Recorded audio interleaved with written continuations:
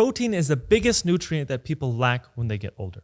And any time in medicine, any type of intervention or any drug that people are administrating, we always have to look at the benefits and the risks. And we have to see if the benefits of something will outweigh the risks. And this is where something like intermittent fasting, where I think that the risks will actually outweigh the benefits. Because like I said before, you do not get enough protein when you are doing intermittent fasting. Right now, the RDA, or the recommended daily amount of protein in your diet, is about 0.8 grams per kilogram of body weight. So let's say you weigh 170 pounds, and that in kilograms is going to be 77 kilograms. So that would equate to you needing 62 grams of protein in a day. Now, what they don't tell you is that is not enough protein. That is hardly enough protein. That's enough for you to survive, but that's about it. That's not enough for you to build and maintain enough lean muscle. Now, ideally, you're going to want to try to get 2 to 3 times that RDA of protein. So now if you weigh 170 pounds, instead of going for 62 grams of protein, which is what's recommended, you're going to want to try to get anywhere from 124 to 186 grams of protein. So another way of looking at this is try to get 1 gram per 1 pound of your body weight of your protein. And this is actually what's recommended for people who are trying to build muscle. Now, again, I'm going to go back to fasting. There is simply not enough time in the day if you were doing intermittent fasting to get enough of this protein, because ideally, you're going to want to spread it out over 4 courses. So in a typical 16-8 fast, which is where people are fasting 16 hours a day and only eating 8 hours out of the day, there's no way you're going to be able to spread out 4 courses of protein to get enough protein in that 8-hour eating window. Now, if you combine that with your resistance training or working out, which you should be doing if you're trying to build lean muscle, it's going to be really hard to build lean muscle and even maintain lean muscle by doing this fasting. Now, why am I so concerned about muscle? I'm not telling you to become a bodybuilder or some power lifter or anything like that, but your muscle, and specifically your muscle strength, is still very important. And actually, muscle strength is one of the greatest indicators we have for your longevity. So in other words, your muscle strength, or how strong you are, will help determine how long you will live and also how healthy you will live. And some of the best data we have on this is actually your grip strength. So how hard you can actually squeeze something. And that's a very good indicator for your overall longevity and your health span, or your overall lifespan. Now, one reason specifically that muscle is so important, especially when you get older, is that it can prevent you from falling. If you are able to have enough muscle to stand and stabilize your body and walk properly, you're going to have a much less chance of falling. Let's say you're walking in the middle of the night, or you're trying to go to the bathroom or something. You're going to have a much less chance of falling down and hurting yourself. Now, surprisingly, as people get older, the biggest reasons for accidental deaths is falling, literally falling down. And this is according to the CDC. And this is also excluding people who fall down and then they have a serious fall, but they don't die from it, but they die later in the hospital because of some other serious issue. According to the CDC, 800,000 elderly people are in the hospital every single year because of a fall. Now, this is why I think that muscle is so important, especially when you focus on it early on, because one of the prime landmarks of aging is losing and deteriorating your muscle and your bones. Every decade that goes on in our life, we start to lose muscle and we start to get weaker and weaker bones. So now imagine if you're falling off a ladder at the age of 25 or 30 and you break a bone or something like that. It's probably not going to be a big deal and you're probably going to heal just fine. Now imagine doing the same thing if you're 75. Now you can start to see the difference here. If you have more muscle, especially later on in life, this is going to help protect your bones. And having more muscle is highly correlated with a lower risk of falling. And it kind of makes sense, right? Because if you're stronger, you're less likely to fall down. And not only are you less likely to fall down, you're less likely to get hurt if you do fall down, because your muscle is part of your exoskeleton, which basically means outside of your bones. And it's there to help protect your bones. So having more muscle will mean that you're less likely to get injured when you actually do fall. Now also, not only will having enough muscle prevent you from falling down and prevent you from getting hurt if you do fall down, it'll also improve your quality of life. A lot of times, as people get older, they're not able to do a lot of the things that they like to do when they were younger. They're not able to go hiking. They're not able to go on walks. They're not really able to move as well. And this all comes down, again, partially to how much muscle they have. And if they have more muscle and more muscle strength, they're going to be more likely to be able to do these things. This is why it's so important to take action early on to make sure that you have enough muscle, to make sure that you're eating enough protein to be able to build enough lean muscle mass. And this is why having enough protein is super important. One thing to know about protein is that it is different from carbohydrates and fat. And one way that it's different is we don't use protein as a primary source of energy like we do carbs and fat. If you look at our cells and if you look at our mitochondria, they're actually able to break down our glucose or our carbohydrates and our fat cells and turn them into ATP, which is our body's energy. Our body doesn't do that with our protein. And also we store protein differently than we store fat and carbohydrates. Instead of storing it as excess fat and actually making us fatter, excess protein will actually go get excreted in our urine. So we'll actually pee it out. And also protein is just super important. Protein is the building blocks for all of our muscles, our enzymes, and a lot of the different hormones that are important for our body. Having enough protein is also important for our immune system, having healthy skin, healthy nails, healthy hair. All of these things rely on having enough protein. Now, when you think about protein, you also have to think about amino acids because amino acids are the building blocks of protein. And we have 20 different types of amino acids. Now, the thing with these amino acids is 9 of them are called essential amino acids, meaning we have to get 9 of these amino acids in our diet. We cannot produce them on our own. The other 11 we're producing just fine on our own. So in our diet, we have to focus on those 9 essential amino acids. Now, a lot of people also wonder if the type of protein that they're eating matters. There's different types like animal-based protein, which is eating meat. There's also whey protein. There's also plant-based protein. So all of these different types of protein are still protein, but how are they acting in your body? Do they act the same way? That's the question. In a nutshell, just know that you can eat any type of protein that you want and it will still do benefits in your body. But one thing to note is that plant protein is not going to be as bioavailable as animal protein. And the reason is plant protein is there for the benefit of the plant, not for the human. And the reason for that is a lot of these plant proteins are full of these indigestible fibers, meaning they're less bioavailable for us. So meaning it's harder for us to get protein from these plant proteins. So this was actually looked at by a guy named Don Layman, who's an expert on protein and also a professor on food science. And he found that only 60 to 70% of the protein that you get from plants is actually going to get into your body. So whatever protein you're eating from plants, just know that you have to eat a little bit more of that protein to get the same amount of protein that you're going to get from an animal product. So one way of getting around this plant protein is actually cooking it. And if you cook it, then you can get away with a lot of this indigestible stuff that's in the plant protein. But the other issue with plant-based protein is its distribution of amino acids. You don't get as much of a distribution of those essential amino acids, which you have to get from your diet, in plant protein when you compare it to animal-based protein. Specifically, plant protein has less methionine, lysine, and tryptophan. Those are 3 of the essential amino acids that you do not get as much from plant protein. So if you're eating a lot of plant proteins, you want to make sure you try to supplement these 3 amino acids. Because if you're not getting enough of these amino acids, it's going to lead to less protein synthesis. So it's going to be harder for your body to make more proteins. So it's going to make it a lot harder for you to build lean muscle. So in general, if you look at animal-based protein versus plant-based protein, there is no denying that plant-based protein is not as good quality compared to animal-based protein.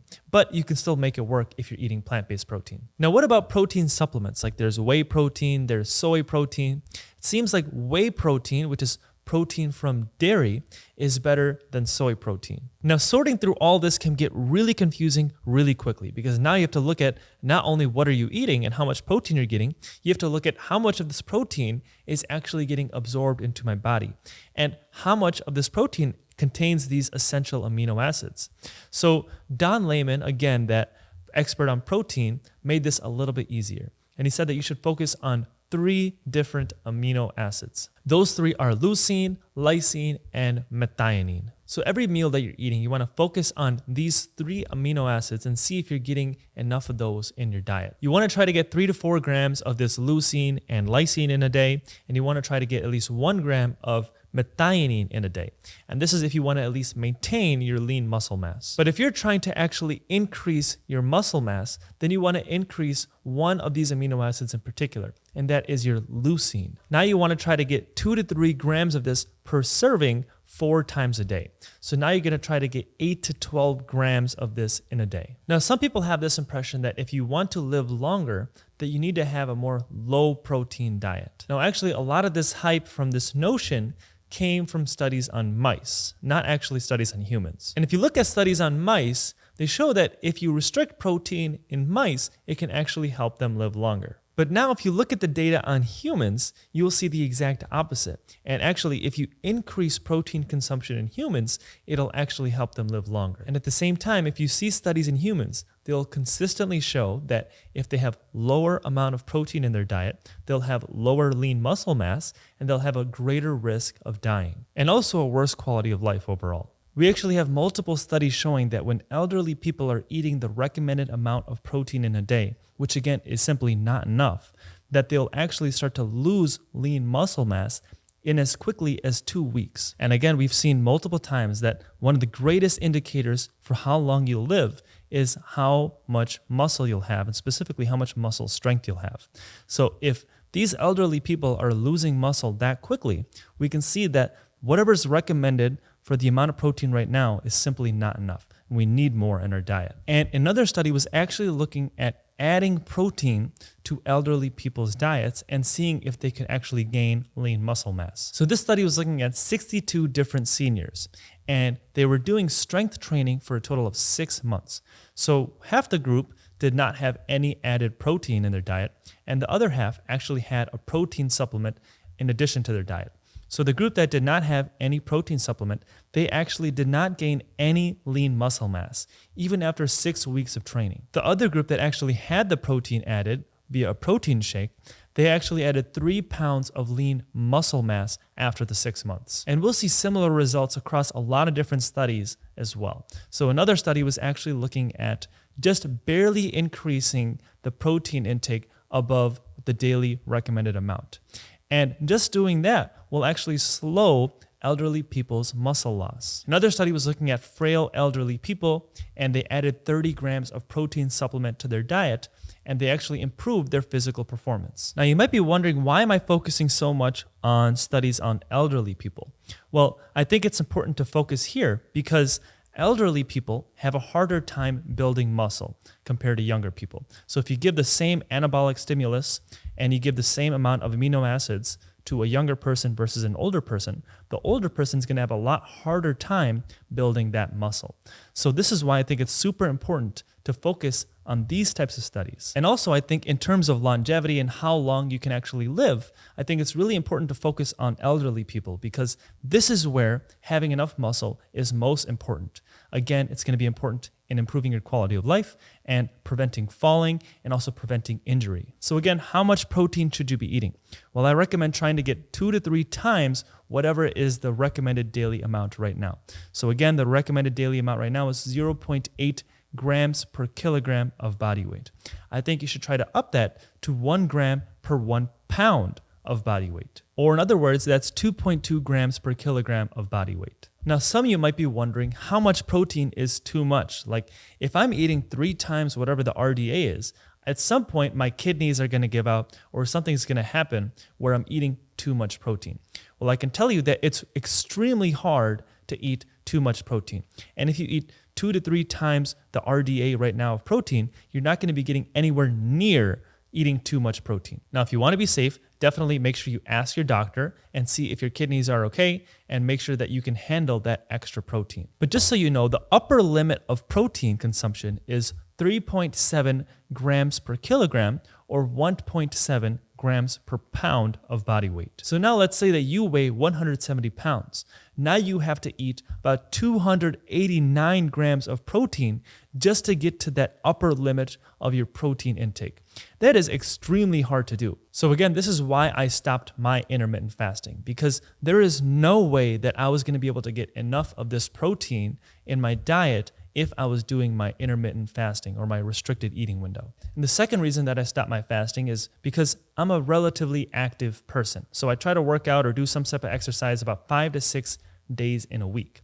So I just feel like my protein intake compared with my output was not enough. So that's why I completely abolished that. So an ideal way to eat this protein in your diet is over the course of 4 meals. So the way I typically do this is I eat a high protein snack. Then for lunch, I'll have chicken or some other high protein meal. Then after I work out, I'll have a protein shake. And then for dinner, I'll have another meal that's relatively high in protein.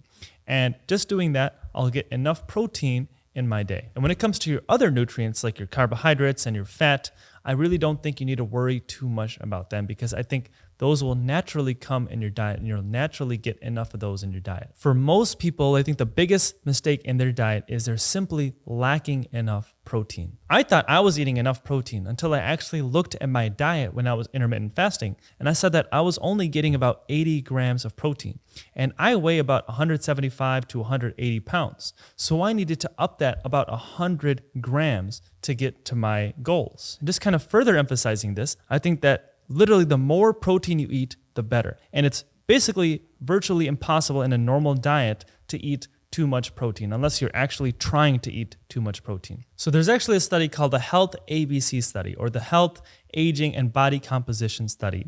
And it was looking at 2,000 adults over the course of 3 years. They found that the people in that study that ate the most protein, and that was consisting about 18% of their total calories, they had the most muscle mass retained over the course of the 3 years. And this is compared to people on the lowest end of the protein consumption. And actually, the group that had the lowest amount of protein in their diet, they lost a whopping 40% more lean muscle mass compared to the group that had the highest amount of protein. And we've seen countless times in countless studies that having more muscle is better because it not only helps you live longer, it also improves your quality of life. Now, another benefit you get from protein is that it can actually improve your metabolism. So one study was looking at elderly people, and they gave them protein that had these essential amino acids into it. And over time, they actually lowered their levels of liver fat and also their circulating triglycerides. So basically, their metabolism improved overall. Now, another study was looking at people who have mild to moderate alcohol dependence, meaning they pretty much drink alcohol every single day. After giving these people additional protein, they found that they had a 50% reduction in their liver fat after just 4 weeks. Now, if you don't already know, if you drink alcohol, it can do a lot of damage to your liver, and specifically by building up more fats in your liver. And this is a disease called fatty liver disease. So if you know someone, or if you are a person that drinks a lot and they can't help but stop and you're trying to quit, one thing you can do is try to up your protein intake, and this can kind of mitigate some of the damage that's going on in your liver. Now, obviously, you don't want to up your protein intake and also up all the intake of your other foods. You want to try to keep your calorie count the same, just increase the percentage of protein that's in your diet. Now, another study was looking at people with type 2 diabetes, and they doubled their protein intake at the expense of their carbohydrates. So their protein intake went from 15 to 30% of their total calories, and their carbohydrate percentage dropped in half. And they actually found that they improved their ability to control their glucose and also improved their insulin sensitivity. So eating more protein helped people with diabetes to get to a safer level. And lastly, with protein, it can actually help you feel more full. So eating more protein will actually inhibit the hormone called ghrelin. Now, this is your hunger hormone. So anytime you're hungry, that's your ghrelin hormone that's acting and basically signaling you to start eating. And if you inhibit that, you're going to be less likely to feel hungry, and you're not going to want to eat as much. Most people should have a ratio of 40% of the time inhaling and 60% of the time exhaling. You might be wondering why, and I'll explain why. Basically, anytime you're inhaling, that will drive the stress response in your body, or that will drive the sympathetic nervous system, which is your body's